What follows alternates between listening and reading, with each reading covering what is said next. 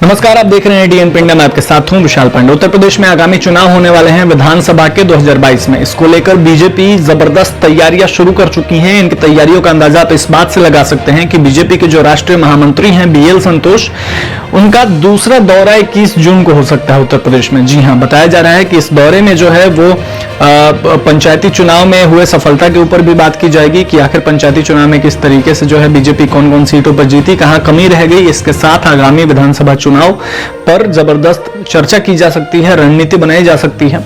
आपको बता दें, 15 दिन पहले ही बीएल संतोष लखनऊ का दौरा उन्होंने किया था 2 दिन का, और एक ही महीने में दूसरा दौरा। ये बता रही है कि आखिर किस तरीके से बीजेपी पूरी तैयारी में है, क्योंकि अगर देखा जाए तो उत्तर प्रदेश जो विधानसभा चुनाव है वो प्रधानमंत्री मोदी और गृह मंत्री अमित शाह की प्रमुखता में है उत्तर प्रदेश। जी हां, क्योंकि बहुत बड़ा राज्य है और मौजूदा बीजेपी की सरकार है उत्तर प्रदेश में, योगी आदित्यनाथ मुख्यमंत्री हैं।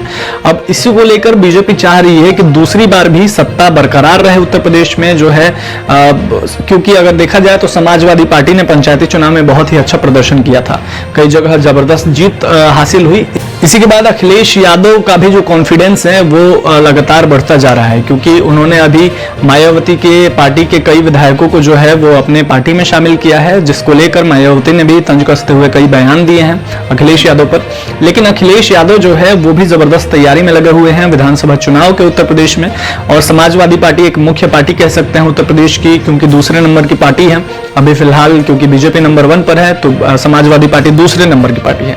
जबरदस्त सीट हासिल करती है समाजवादी पार्टी। अब देखना यह होगा कि क्या बीजेपी और समाजवादी पार्टी की इस टक्कर में जीत किसको हासिल होती है, क्योंकि अगर बात किया जाए तो मुख्यमंत्री योगी आदित्यनाथ को भी केंद्र सरकार ने दिल्ली बुलाया था और दिल्ली में उन्होंने प्रधानमंत्री नरेंद्र मोदी के साथ साथ राष्ट्रपति रामनाथ कोविंद से भी मुलाकात की, इसके साथ गृह मंत्री अमित शाह से मुलाकात की और कई केंद्रीय मंत्रियों से मुलाकात की। तो लगातार जो है बस कुछ ही महीने बाकी हैं उत्तर प्रदेश के चुनाव में, और इसको लेकर राजनीतिक पार्टियां जो हैं वो लगातार तैयारियां कर रही हैं। बीजेपी इसमें सबसे ज्यादा एक्टिव नजर आ रही है। हालांकि चुनाव तो पंजाब में भी होने वाले हैं अगले साल, लेकिन पंजाब में भी बीजेपी एक्टिव है, लेकिन सबसे ज्यादा जो फोकस है वो इस बार उत्तर प्रदेश चुनाव पर है। पिछली बार की बात करें तो पिछली बार 5 राज्यों में चुनाव थे, लेकिन सबसे ज्यादा फोकस बीजेपी का था पश्चिम बंगाल चुनाव में। हालांकि जीत हासिल नहीं हुई, क्योंकि ममता बनर्जी को भारी बहुमत के साथ जीत मिली।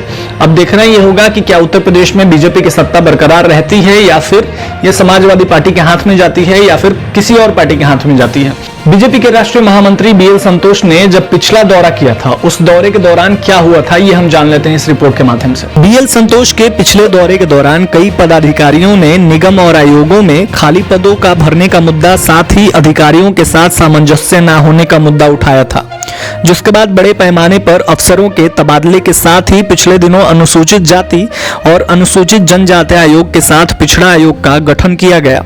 इसमें काफी संख्या में पुराने भाजपाइयों का समायोजन किया गया है। विधानसभा चुनाव को लेकर चिंताओं में घिरी भारतीय जनता पार्टी में मई के महीने में शुरू हुआ मंथनों का दौर लगातार जारी है। इस बीच केंद्रीय संगठन मंत्री के लखनऊ दौरे को कई मायनों में अहम माना जा रहा है।